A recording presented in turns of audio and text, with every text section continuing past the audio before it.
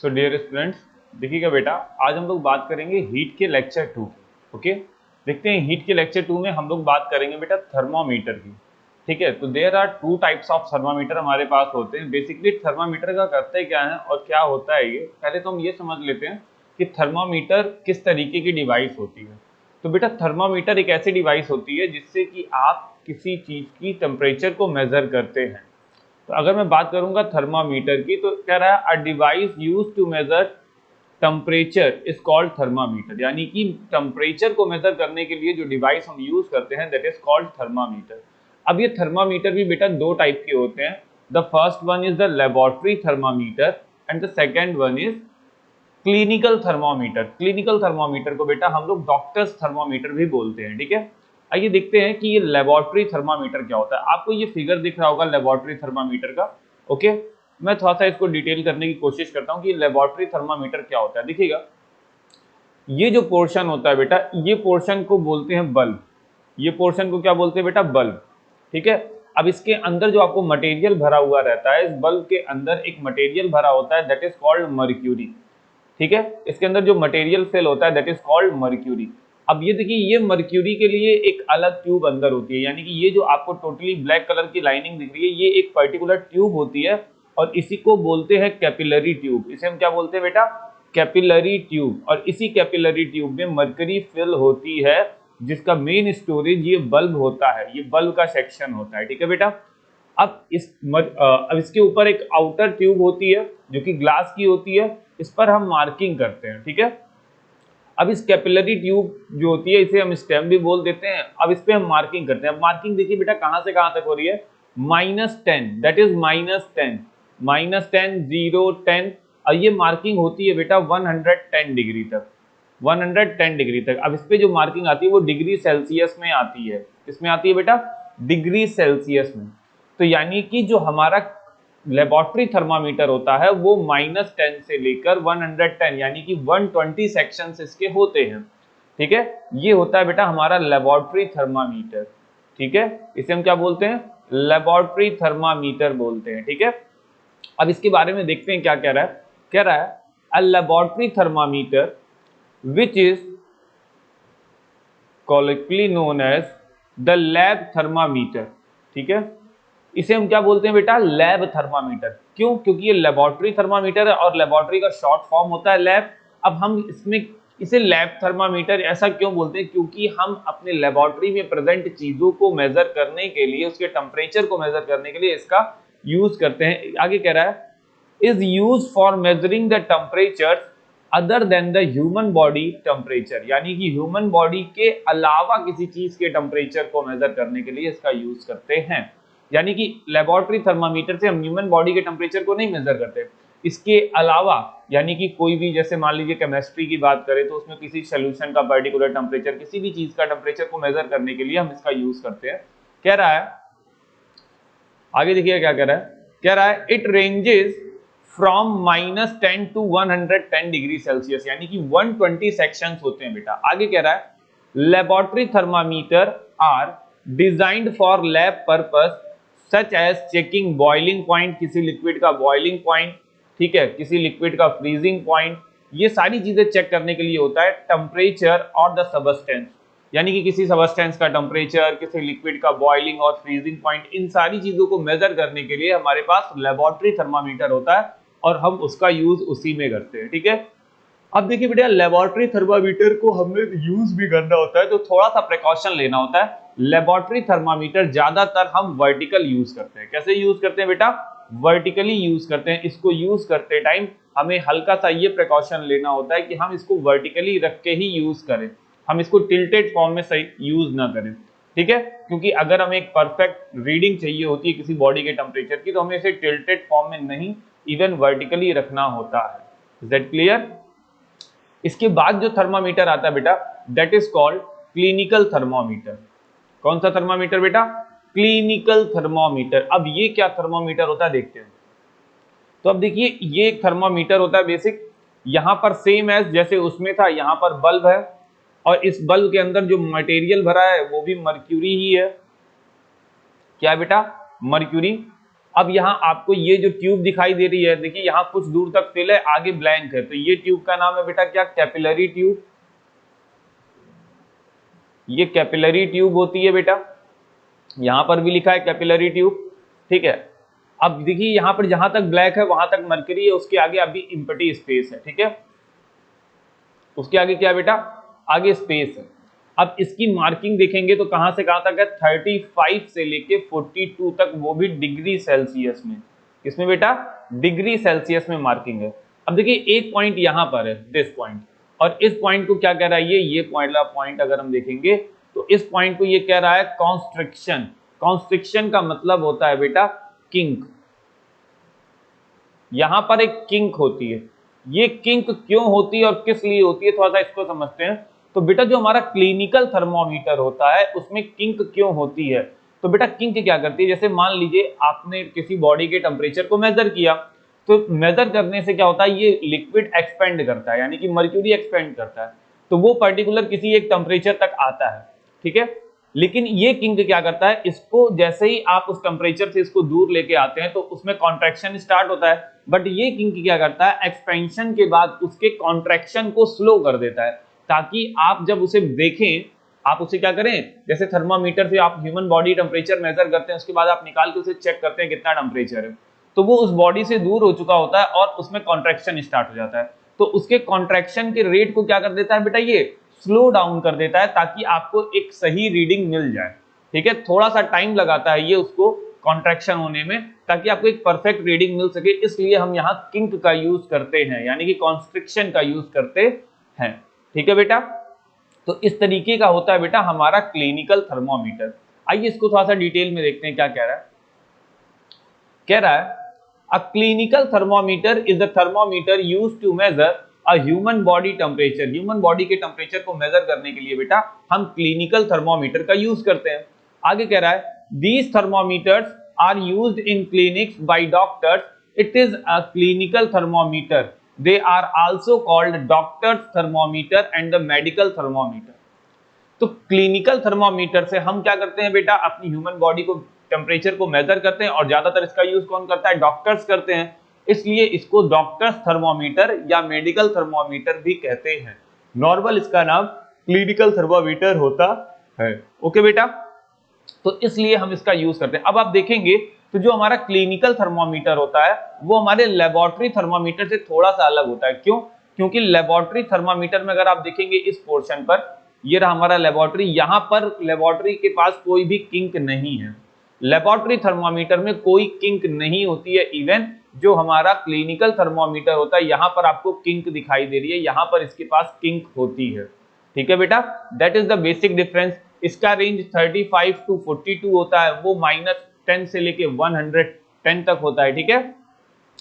आगे पढ़ते हैं, आगे कह रहा है प्रिकॉशंस यूजिंग थर्मोमीटर।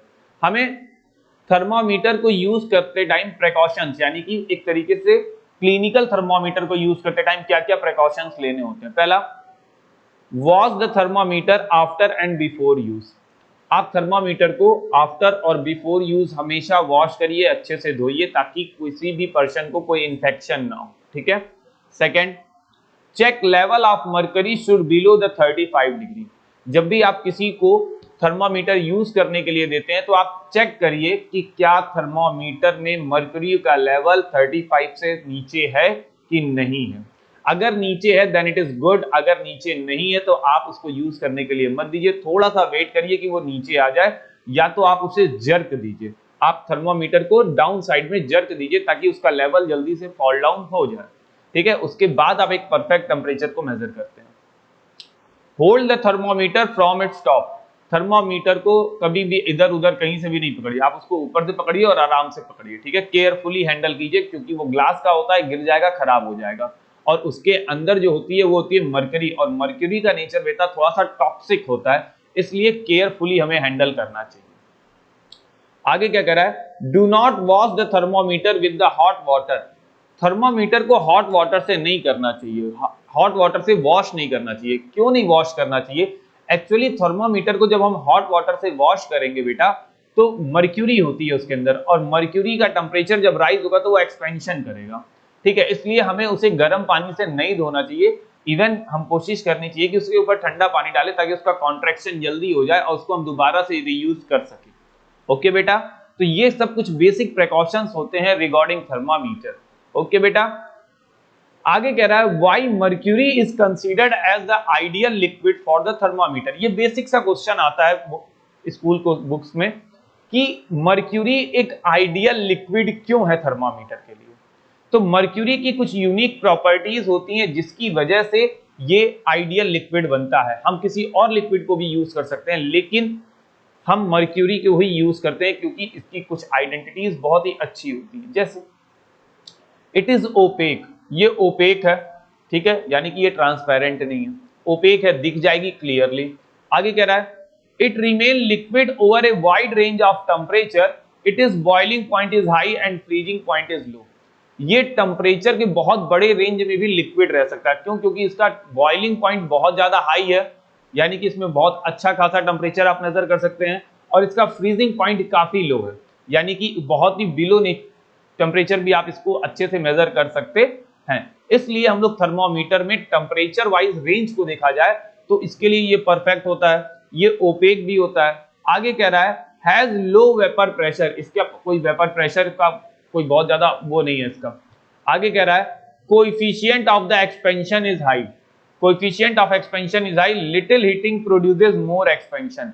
अब लिक्विड यानी कि मर्क्यूरी हीट को लेके बहुत सेंसिटिव होता है, ये हल्की सी हीट में भी एक्सपेंशन स्टार्ट कर देते हैं, ठीक है, इसलिए हम इसका यूज अच्छे से कर लेते हैं। स्पेसिफिक हीट इज लो, इसकी स्पेसिफिक हीट कैपेसिटी थोड़ी सी लो होती है। Small heat produce more increase of the temperature and दस मोर एक्सपेंशन, ठीक है।